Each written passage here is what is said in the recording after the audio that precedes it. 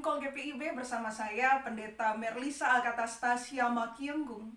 Saat ini saya melayani di GPIB Jemaat Air Hidup Kamal Madura. Derema kabar teretan, bagaimana kabarnya saudara? Saya berharap saudara dalam keadaan yang baik.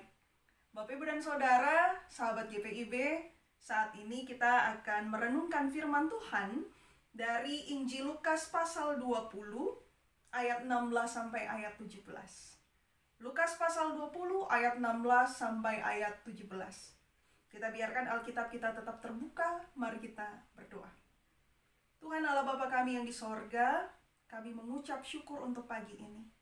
Terima kasih Tuhan masih mempercayakan nafas kehidupan bagi kami. Sebelum kami mengawali segala aktivitas kami di hari ini ya Bapa, kami bersama akan membaca dan merenungkan firman-Mu. Berikanlah kami hikmat-Mu ya Bapa, agar kami mampu untuk memahami dan melakukan firman Tuhan sesuai kehendak-Mu. Amin. Injil Lukas 20 ayat 16-17 mengatakan, Ia akan datang dan membinasakan penggarap-penggarap itu dan mempercayakan kebun anggur itu kepada orang-orang lain. Mendengar itu mereka berkata, sekali-kali jangan. Tetapi Yesus memandang mereka dan berkata, jika demikian apakah arti nas ini? Batu yang dibuang oleh tukang-tukang bangunan telah menjadi batu penjuru. Demikian pembacaan Alkitab, terpujilah Yesus, haleluya. Sahabat GPIB yang Tuhan Yesus kasihi, perumpamaan tentang penggarap-penggarap kebun anggur sesungguhnya adalah tantangan balasan yang Tuhan Yesus berikan kepada para pemimpin Yahudi yang menantang Tuhan Yesus untuk menyatakan atau melegitimasi dirinya. Tuhan Yesus menggunakan perumpamaan tentang penggarap-penggarap kebun anggur ini untuk mengkritik para pemimpin Yahudi yang pada saat itu memakai jabatan pelayanan mereka untuk melakukan hal-hal yang tidak Tuhan kehendaki. Bukan memimpin umat Israel untuk semakin dekat pada Tuhan, tetapi mereka memakai jabatan pelayanan itu untuk mencari kepentingan diri sendiri. Tuhan Yesus mengkritik mereka. Di ayat 16 dan 17, yaitu bacaan kita di pagi ini, Tuhan Yesus mengingatkan mereka bahwa Allah, yaitu sang pemilik kebun anggur, akan membinasakan dan mempercayakan kebun anggur itu kepada orang lain. Dan di ayat 17, Tuhan Yesus mengutip Mazmur 118 ayat 22 tentang batu yang dibuang oleh tukang-tukang bangunan telah menjadi batu penjuru. Ini sesungguhnya menunjuk pada diri Tuhan Yesus sendiri yang akan menjadi hakim, yang melakukan penghakiman dan memberikan hukuman kepada para pemimpin Yahudi yang telah menolak Allah dan telah menyalahgunakan kepercayaan yang Allah berikan kepada mereka.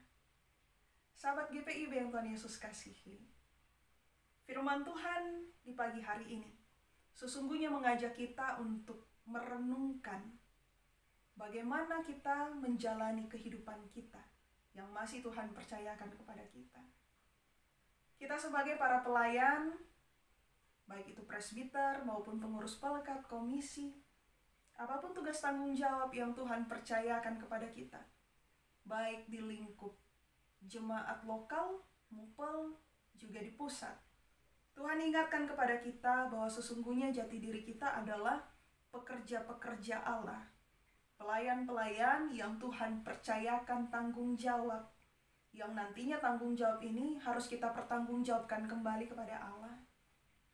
Sebagai para pelayan yang melayani umat Allah, kita diingatkan untuk melayani mereka dengan penuh sukacita, melayani mereka dengan penuh tanggung jawab, sebab Allah sedang melihat bagaimana kita melayani mereka.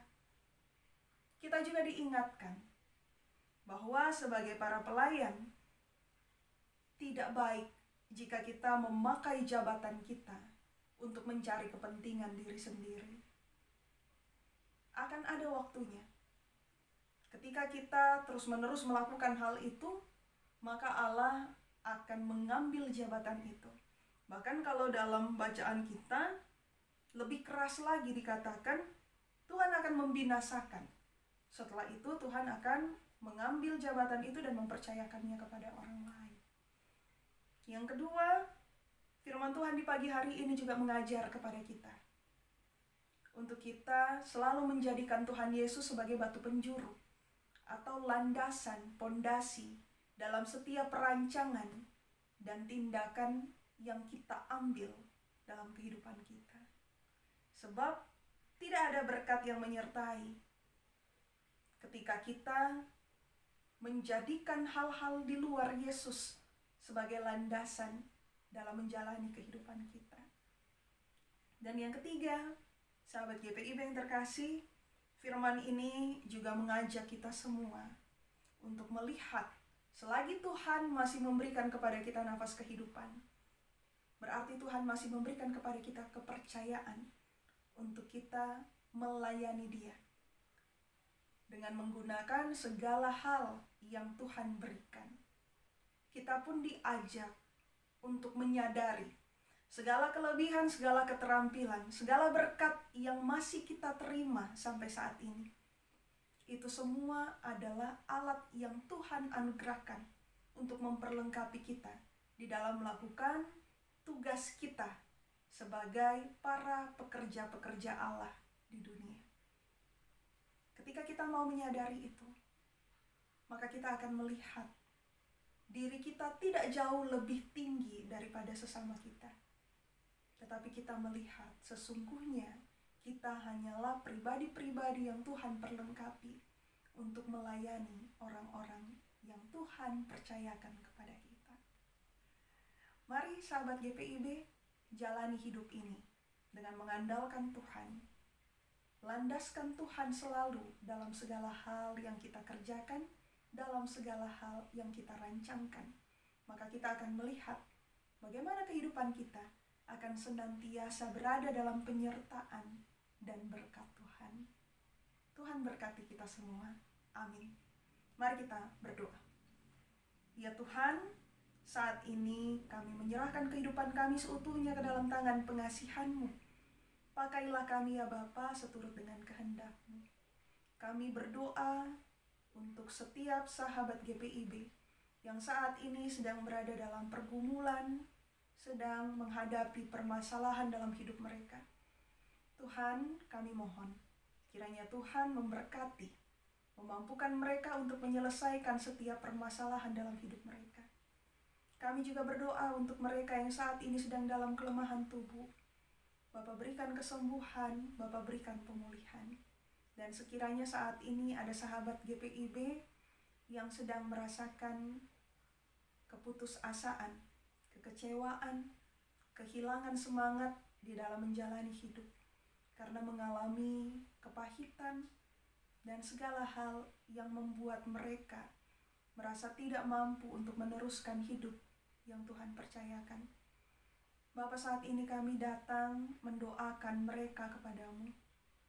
Tuhan, pulihkanlah semangat mereka. Pulihkan setiap hati yang terluka.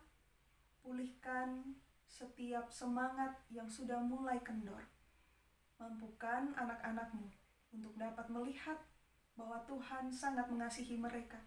Dan Tuhan masih memberikan kesempatan untuk memiliki hidup yang lebih baik, yang lebih indah daripada sebelumnya. Kami serahkan kehidupan kami seutuhnya ke dalam tangan pengasihan-Mu ya Bapa.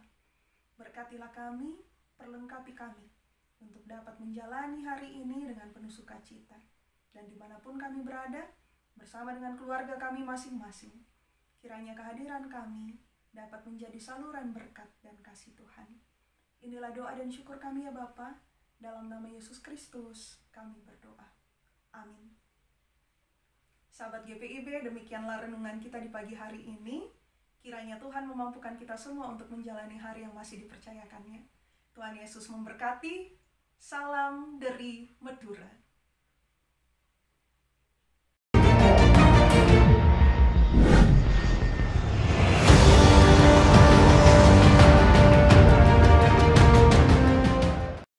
Sekolah Tinggi Ilmu Kesehatan, Gria Husada Surabaya, membuka penerimaan mahasiswa baru tahun ajaran 2023 sampai 2024. Sekolah Tinggi Ilmu Kesehatan Gria Husada terakreditasi BAN PTB dengan menawarkan 2 program studi yaitu: pertama, D3 Kebidanan, kedua, Administrasi Rumah Sakit. Ada juga fasilitas yang memadai seperti asrama putri, perpustakaan, gazebo dan hotspot area, dan masih banyak lagi. Pendaftaran gelombang pertama dibuka pada Desember 2022 sampai Februari 2023. Gelombang kedua dibuka pada Maret 2023 sampai Mei 2023. Gelombang ketiga dibuka pada Juni 2023 sampai September 2023. Untuk informasi lebih lanjut dapat menghubungi nomor di bawah ini.